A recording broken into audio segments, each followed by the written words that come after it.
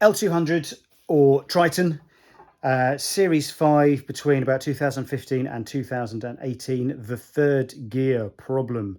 The notorious third gear problem. I have suffered from it. I thought I'd got away with it because my car was very, very late 2017, and it was the 2018 spec. It had the higher towing capacity and the 2018 air conditioning and infotainment, whatever you call it, system. So mine was actually a later generation, but I did not escape the third gear problem. Oh no, I did not. So if you're not familiar with the third gear problem, there's a gearbox on the 200 L200s and Tritons of that era, 2015 to 18. Basically, third gear pops out whilst you're under load. So it's okay when you're cruising down a hill. It's okay at very, very, very low throttle. But as soon as you try and accelerate, it pops out. And it's really annoying.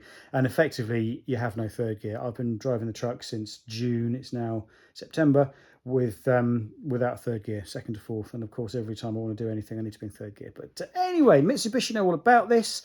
If you had the vehicle under warranty, it would have been replaced under warranty. If you did not, they do a repair kit. Here it is. There's your part number. Here's what you get. Load of bits. Lovely, lovely, lovely. All the bits you need. I'm not going to do a repair video in terms of, I'm not going to show you how to do it because there are some good videos out there. Piston Broke, a UK garage, do a great video showing the entire process. And there's a Mitsubishi tech in, I think it might be Thailand or maybe Philippines, some in the Far East too, also does a strip down and rebuild.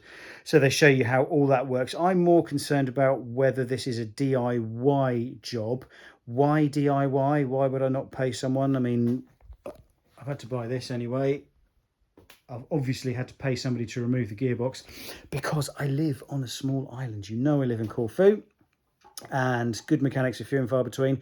Nobody really, there's maybe one guy I've been told of, touches gearboxes. My mechanic did the clutch in my car last year. Everything else I do myself, but there is no way I can get this lump off the car. It comes with the transfer case, of course, attached to it on the top here. So I've actually to separate those. I can't do it. So it went to him and I said, Costas, here's the kit. Here's the kit. Can you just do that? And he said, nope, don't touch gearboxes. Nobody touches gearboxes. Take it off, send it to the mainland, let somebody have it on the mainland for 3 or 4 months where they might get around to doing it or they might not. And then you might get your gearbox back. I said, mate, I need my car. Need my car. So needs must. I've watched the videos. I've got the kit. Somebody's taken it off my car for me. So I'm going to have a go myself. So is this DIY-able? I will let you know. So I wasn't quite clear there. There's actually there's two things I want to do with this video. The first is this a DIY-able job? Is this the sort of thing that you can do on a Greek island when there's no qualified mechanic around who's willing to take the task on? Can you do it yourself? So that's part one. Part two is I'm interested why this has happened, why there is this, it's a known defect. Mitsubishi know all about it. Not recalls, warranties. Mine's outside the warranty. And kits of parts. So the kit itself has the third gear. Here is the third gear. It's got the hub, synchro hub or hub certainly, synchro ring or selector ring, selector fork, lever arm, selector fork, lever arm, pin, circlips, washer, the gaskety washer things, new roll pins. There's a whole load of bits there. So they obviously feel that it is necessary to replace all of that and not just one component. So, DIY-able, first stage, yes. Got the housings off. Here are my third and fourth gears. Fourth gear is the top one. This is fourth and third is down in here. There's one there and there's the other part of it there. Selector fork, obviously, selector ring thingy and the hubs and synchros are all in there. So this is all going to come off. But obviously they've decided to replace all of this in here, and the gear and the selector fork and the lever arm and its pin. So, I mean, there's no play on that. There really isn't. And there's some play there. That would appear to be the ring itself that's moving. So, I don't know. We'll have a look and see if they feel that these components are wearing and that's what's causing the problem. Incidentally, I So I'm not going to go through the whole strip down and rebuild. There are people who have done that. Piston broke, the guys in the UK, fantastic. I would really recommend you watch that before you go any further.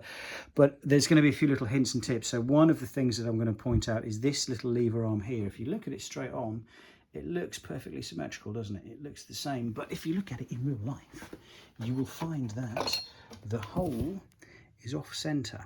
So things that I will do is I will take a photograph of that and the way it sits, because I think it's probably possible to fit it upside down, and then I can guarantee it won't work. The way I do things, I try and be methodical. Gearbox is not my forte by a long way, so as I strip it down, I have a bit of cardboard and I'm lying things down in the order and the orientation in which they came off. Ignore that bit because that's obvious, but the casings, that is the top casing.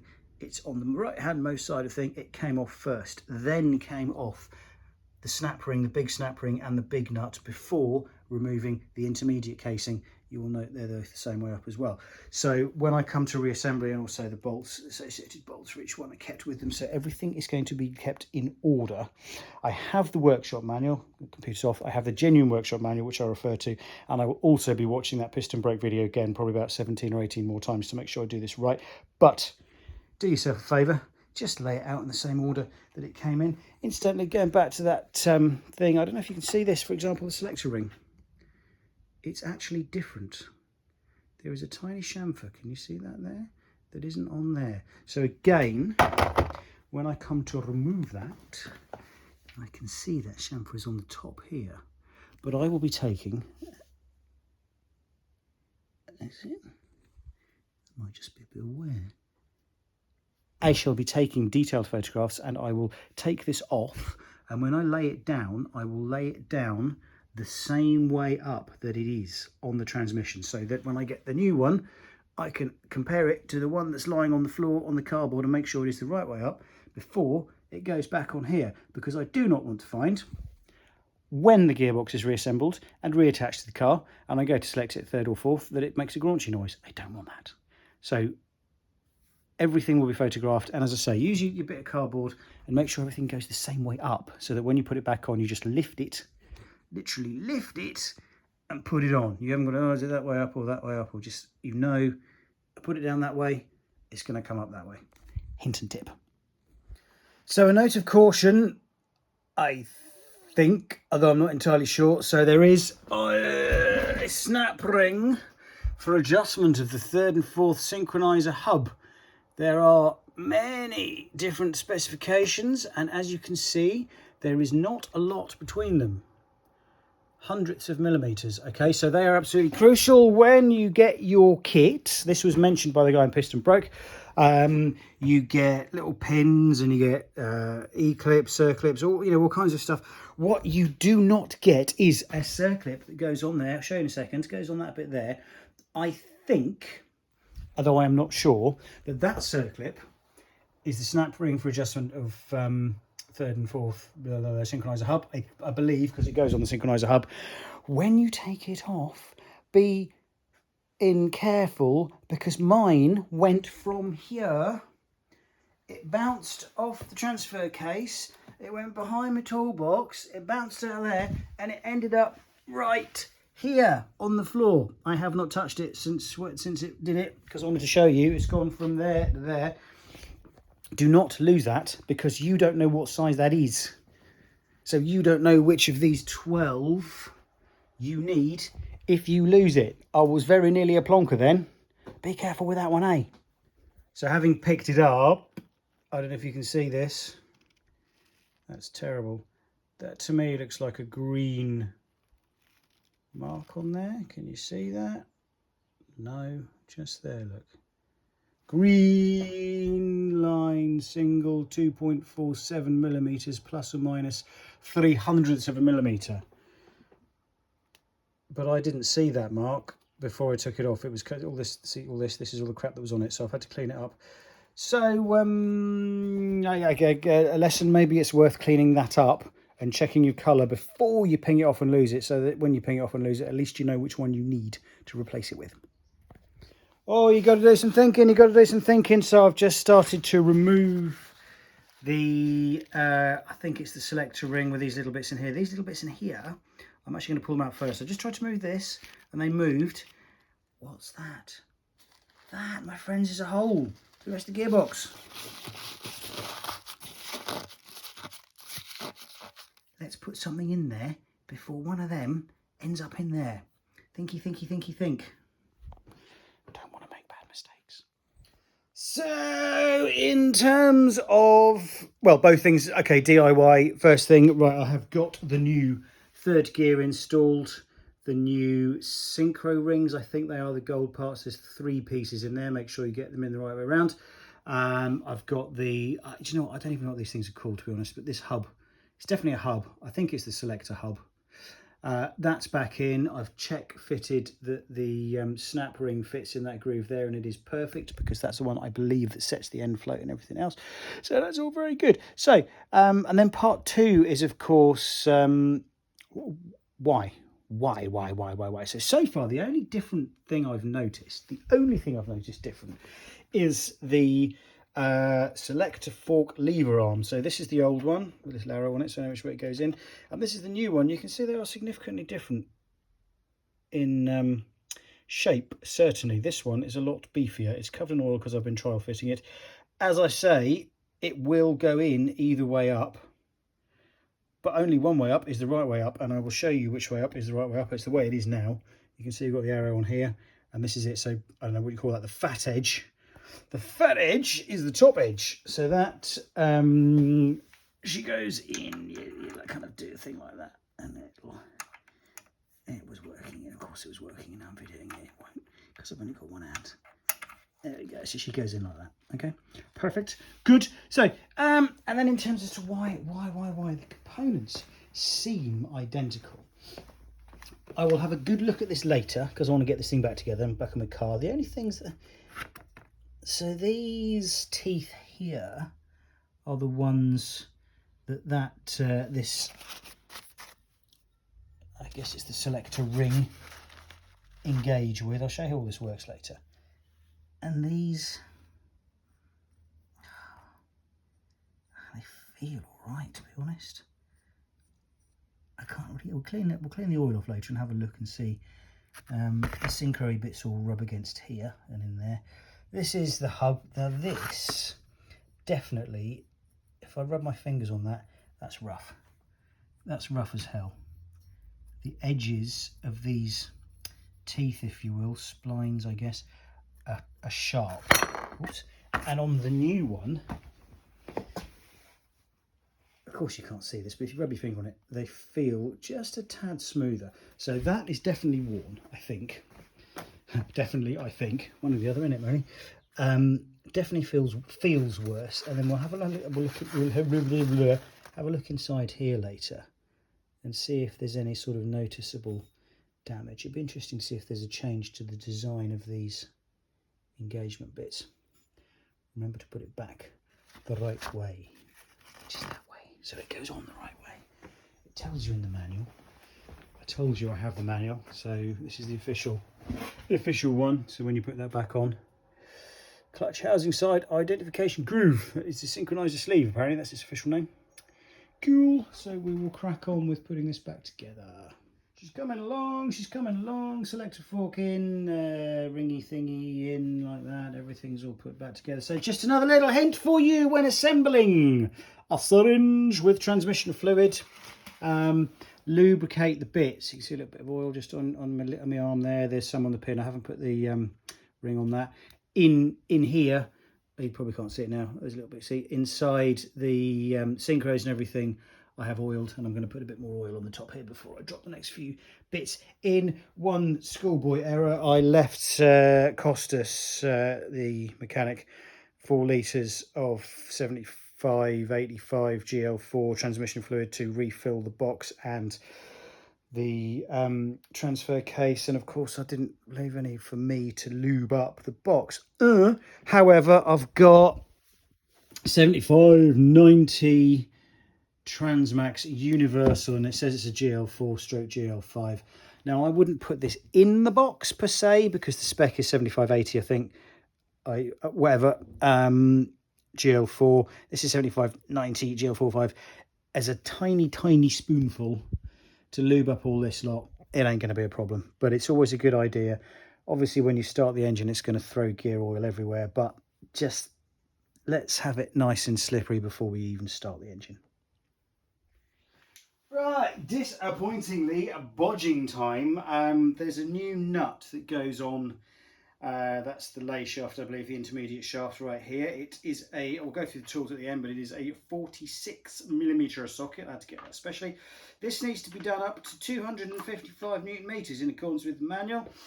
This is a problem because I have a torque wrench to go up to 450 Newton meters, but I've got no way of holding this to stop it spinning. In the manual it says you put it into second gear with the gear selector here, which I can do, no problems.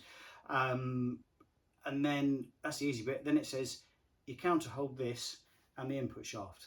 How on earth am I going to counter hold this and the input shaft, which is under here in the bell housing? I've got to hold both of those and then do my torque wrench 255 Newton meters. It ain't going to happen. I don't have the facilities to do that.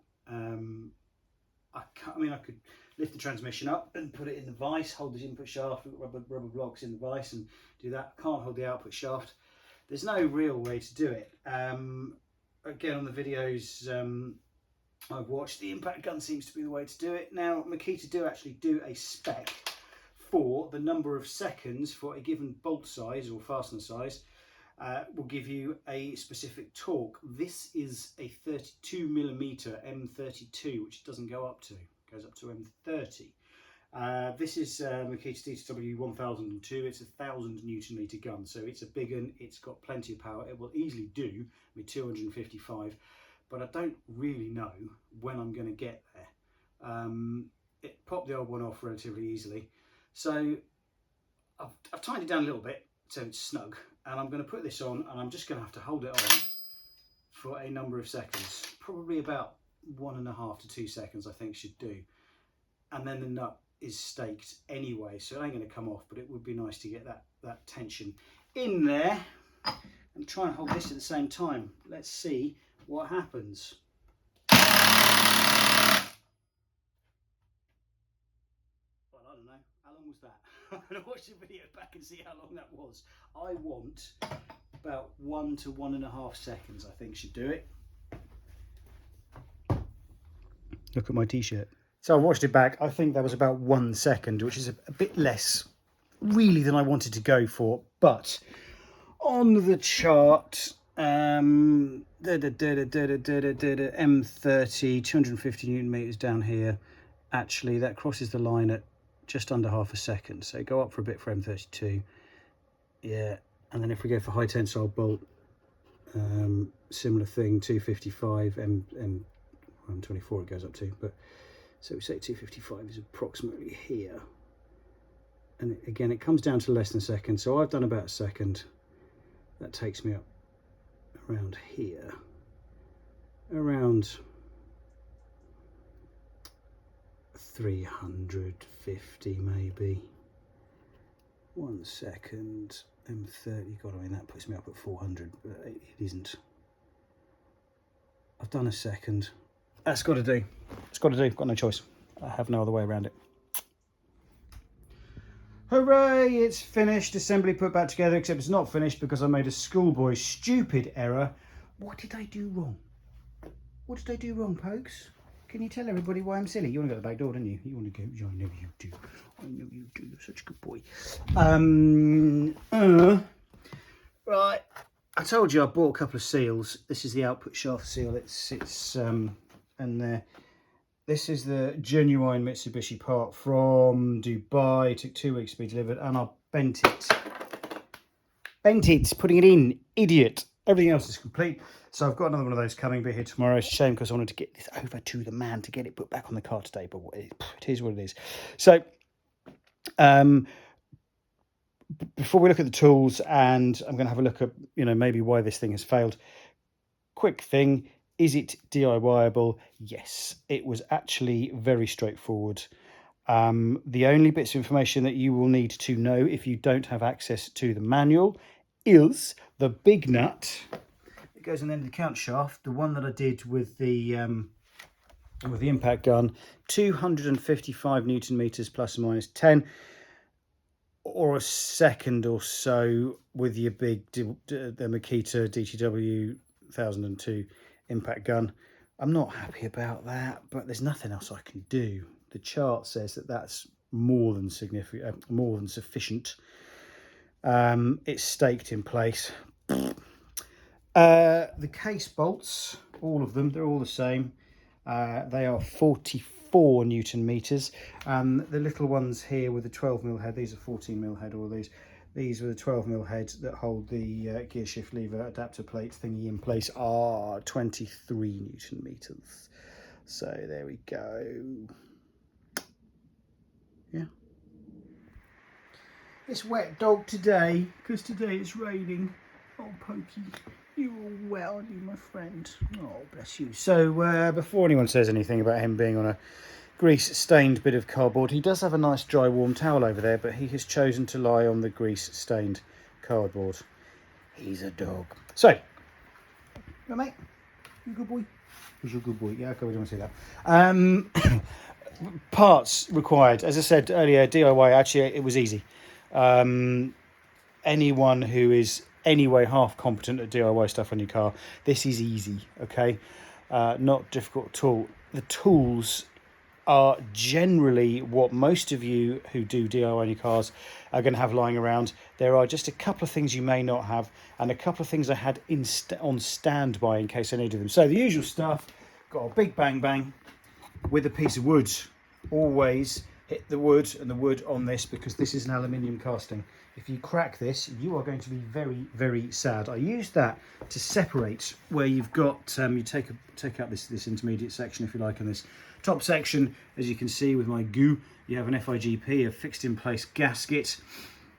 It comes at the factory like that as well, so it's not just me adding goo, that is how it is supposed to be. But to separate that, obviously, it needs quite a bit of banging, because they're glued together, so you're going to need a big one.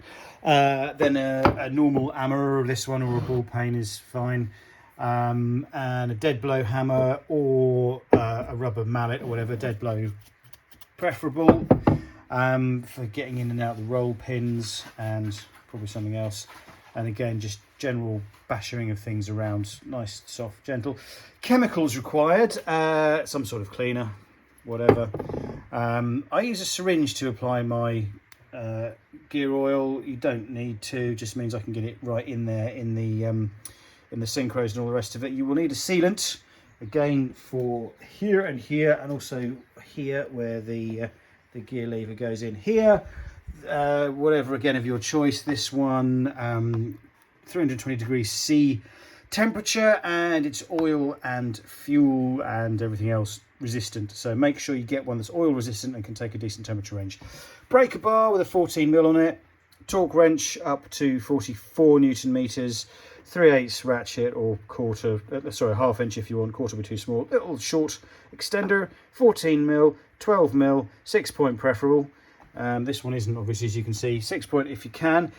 Special tool number 1, you will need a big impact gun, whether it's air or electric or whatever. I've got some smaller ones. I've got the DTW, whatever that is, 302. This is supposed to be up to, like, I don't know, 300 Newton meters or something, but don't muck around.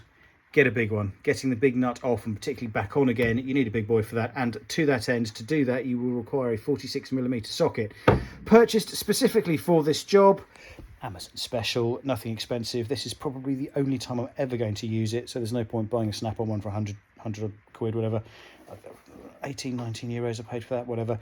36mm for drifting the bearing back on, and also installing the seal. If you're daft enough to think of changing it, don't bother if it's not leaking, trust me. Couple of punches for the roll pins again. This one takes the roll pin out, this one was putting it back in again. Gasket scraper for scraping the old gasket off, used in conjunction with your cleaner. Pen, again, marks a few things up. There's a lot of these little brackets that have plugs and sockets. You can see one here, there's one there, there's one down there. And as you can see, I've marked up number 1 goes in position number 1, and the arrows should line up. Number 2 goes in position number 2, and the arrows should line up, so you know when you've got this all in bits where they go back on and which orientation they should be in. Makes it easier for my mate Costas when he's trying to put the wires back on, if they actually go back on where they came from.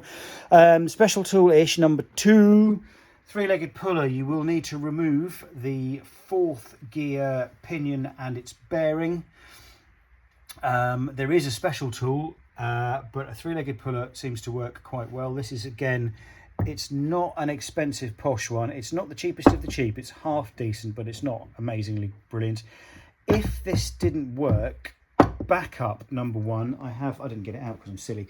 In this box here, one of the 12-ton hydraulic pullers. It's much, much bigger, much more manly for the job. So if that hadn't worked, I would have got this involved. Didn't need to. It came off quite easily. If you look at the videos, that bearing does seem to come off quite easily. It seems to be a decent fit. It's not ridiculously tight on the shaft.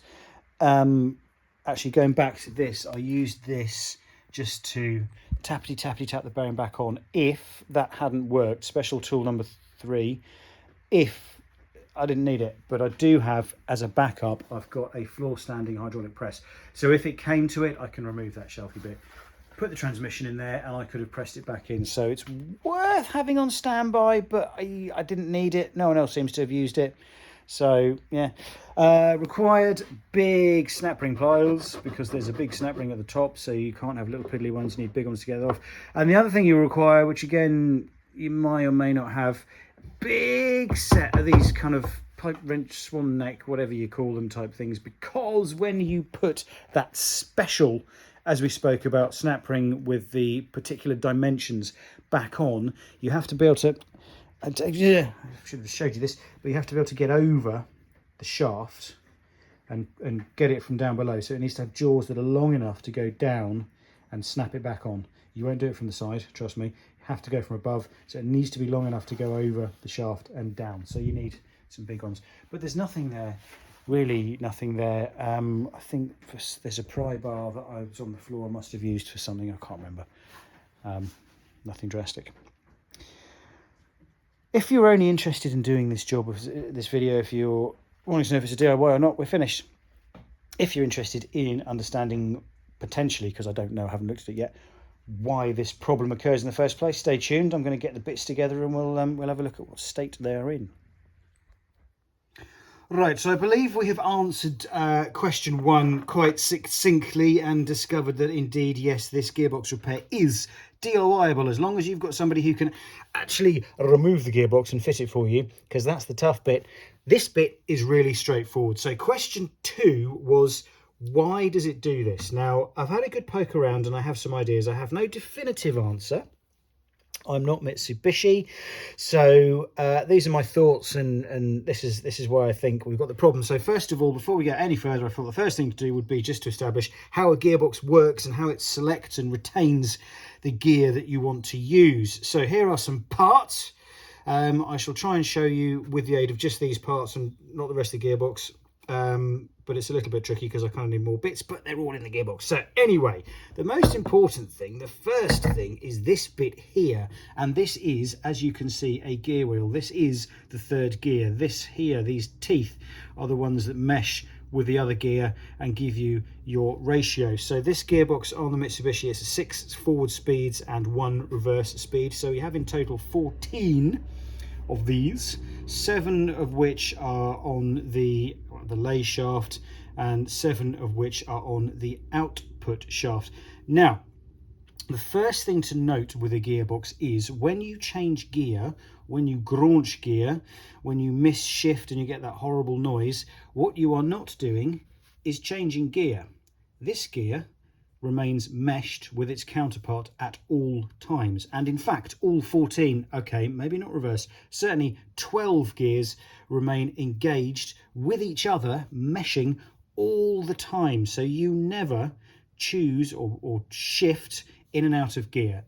The gears are always meshed. So how do we then choose which gear we're going to go into? So the first thing that's quite obvious is if you have 6 speeds, 6 forward speeds and 12 gears that are constantly intermeshed, they're all different sizes, which means that they will all be moving at different speeds. Now, if they're attached to the shafts, the lay shaft and the output shaft, you're going to have a problem with 6 or 12 gears all trying to move at a different speed, and in fact the shaft is going to lock up. So the first trick with a modern gearbox is that this gear, I think this is from the lay shaft, maybe the lay shaft is driven all the time. Now, anyway, whatever, output shaft, is not actually attached. It freewheels. The shaft is in here and this gear just freewheels on it all the time, and that is true for all of the gears, or certainly the six gears that you can select. They are not actually attached to any shaft at any point. Never are they attached to a shaft, intermeshed with each other. So how do we then transfer the drive? We want to select a gear. We have this clever little hub thing here. This clever little hub thing, with the aid of these splines, is connected to a shaft and rotates at the same speed as the shaft and transmits torque. That sits on there. So now we have this hub that is rotating at the same speed as the shaft, and this gear that is rotating at the same speed as chosen by its counterpart, and they will be rotating at different speeds. Okay, this one speed, this one another speed. They are not connected. That brings us to the next bit. This bit, this is the selector ring, and what this does, you can see again in here we have these splines. You have here, if we can focus, if you can see, a very specific and particular shape to these splines, which we'll go into a bit later when we try and understand why it doesn't work. And what happens is this ring, which will go in 3 orientations only, sits on here on the hub that is connected to and driving at the same speed as the shaft. And when you select a gear, this hub moves down and it now connects the hub and the shaft to the freewheeling gear, which is attached to its counterpart. So now everything is attached. How does it? So there we go, not attached, different speeds, do whatever you like, clunk into third gear, he says, like that. And there we go, everything is connected together and torque is transmitted and you've chosen third gear. How does this select which gear? You have a thing called a selector fork, that is this thing here. This goes on here like this, and this goes up and down to choose which gear we're going to use. I'm actually putting it on upside down here, but just for the purposes of demonstration. If I can get it back in again, which I can't, of course. There we go. So this, again, does not move with anything. The selector fork slides on the outer perimeter, on the circumference of our ring, and then it drops down like so, and it chooses third gear. If we wanted to go to fourth gear, we would come up through neutral and up. Fourth gear would sit on top here.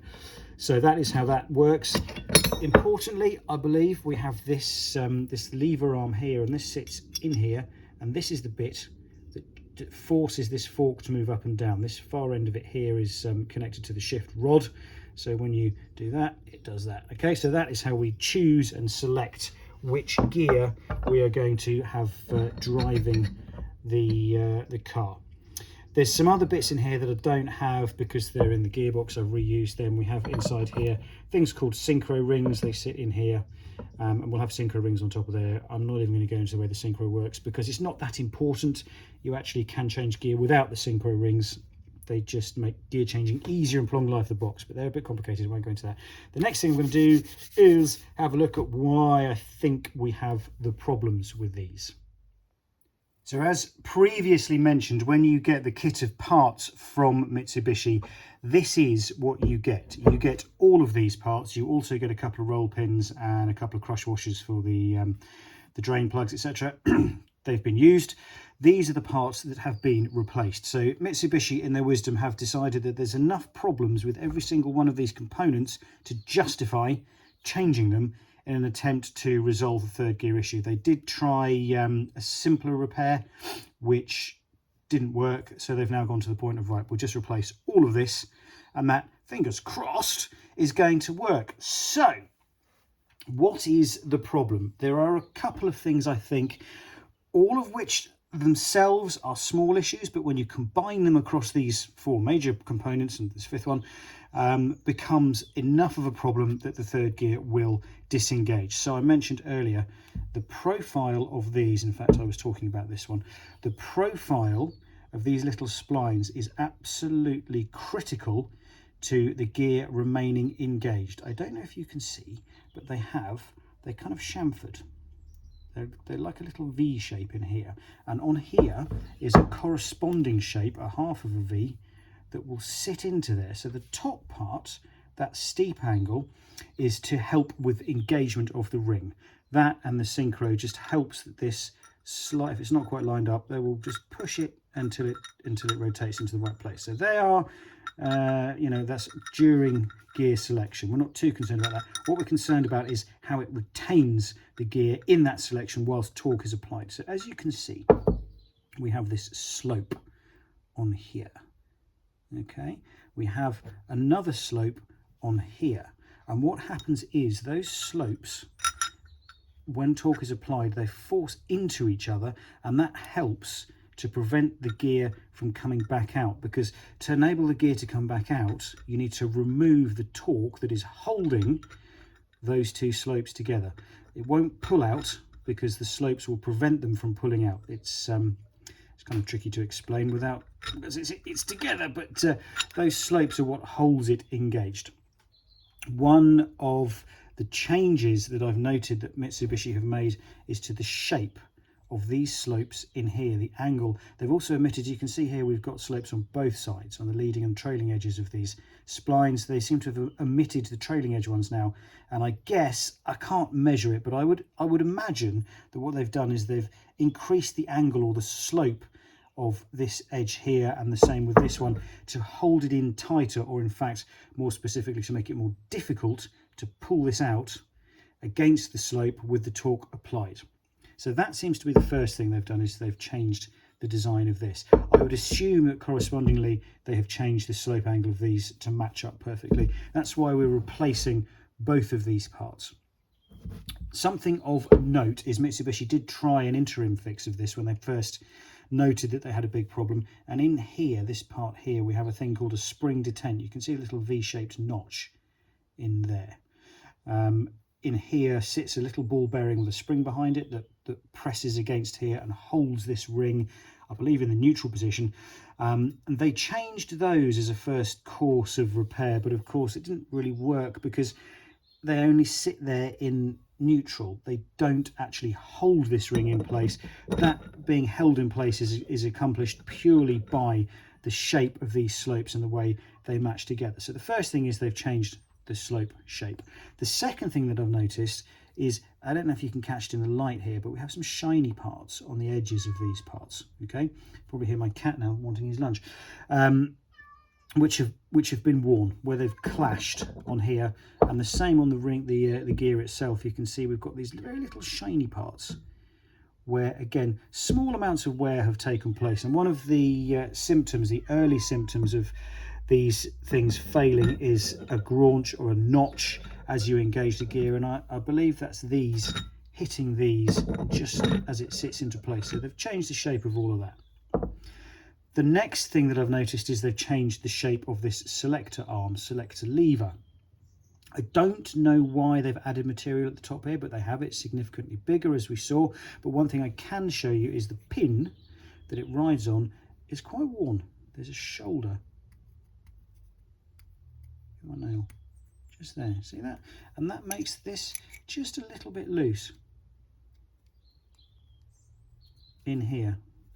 So we're in a situation now where if the slope isn't exactly right, obviously it has the ability to pop out if it's not fully engaged, and then if we've got a little bit of play on that lever, the fork may not be selecting the selector ring all the way fully home as it should be to fully engage the slopes on those teeth. So they've replaced this. The next thing I've noticed is they've replaced the fork as well. The design, as far as I can tell, hasn't changed. They look absolutely identical when you match them up to each other. They're the same dimensions, all the rest of it. But again, we can see here, shiny piece, and the same here, and the same here. Shiny would suggest wear, and in fact, the edges of that are very sharp. So I think there was more, at some point in this life, there was more material on there than there is now. So you end up now with just a little bit of play between the selector ring and the selector fork. So we've now got a little bit of play between the selector ring and the fork, a little bit of play on the pin and the lever arm here, little bits of wear just where these go in like this, and a change to the geometry of these little teeth with the angles on them. This appears to be the same. The hub seems to be the same. The only thing that I've noticed, I've mentioned it earlier, is this one. If you rub your finger on it, they're quite sharp. And again, on the new one, they're not as sharp. And I suspect that that sharpness again is wear. So we've got all these components which are exhibiting just a bit of wear. And I think if everything else was okay, if it was just one thing that had the problem, bit of wear in there, or on the pin, or just on here, or just on here, you'd probably get away with it. But you add the combination of the wear and these four things, and an angle here that is just not exactly perfect, you end up in a situation where I don't think it selects entirely positively as it should. So the selector ring might be sitting just a little bit higher than it's supposed to be, maybe like this, rather than fully seated. And that, combined with the shape of these teeth, means that it has the ability to actually pop out again when torque is applied. So with the new ones, it's going to be fully seated because we don't have any wear on these components.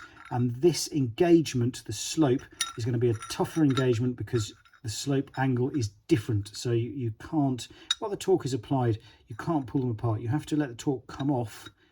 I really can't demonstrate this, but if it's turning like this, there's no movement. You have to let it just come off before it will slide out. So I think that, in a nutshell, is the problem. A tiny design error, or an improvement certainly, on the shape of these things, and replacing them with parts that are not so worn, although the wear doesn't seem that great. Let me know if I'm right, because I don't know. I've just looked at this and kind of made up the reason that I think the problem occurs. So yeah, I'm still waiting. Really frustrating. It's a week ago. I am still waiting on this seal. Still waiting on it. Gearbox is here. Transfer case is there. I've went to my aftermarket place because I wanted one quickly and said, can you get me one? And they said yes, and they got one and it was the wrong one. Then we dug deeper and they said, oh no, we can't get them. So I spoke to 4 Mitsubishi dealers, and one of them came back, well, they all came back to me, but one of them came back to me saying, sorry, they all came back to me saying it's a special order part from Thailand, 20 days lead time. I'm like, 20 days, I want my car back. And then one of them said, well, we can air freight it, we'll get it to you in 5 days, pay a bit more. Yeah, I don't care. 14 euros I think it cost me with the air freight, whatever. So that's being air freighted, but then once it gets to them in Thessaloniki, they've then got to put it in an ACS courier to get it to my house here. So it was nearly a week ago. I expect another few days. I want to try it. I want to make sure it works. I want to go drive my car. Anyway, that is that. Yes, it's DIYable, and I think I understand why it doesn't work. See you next time.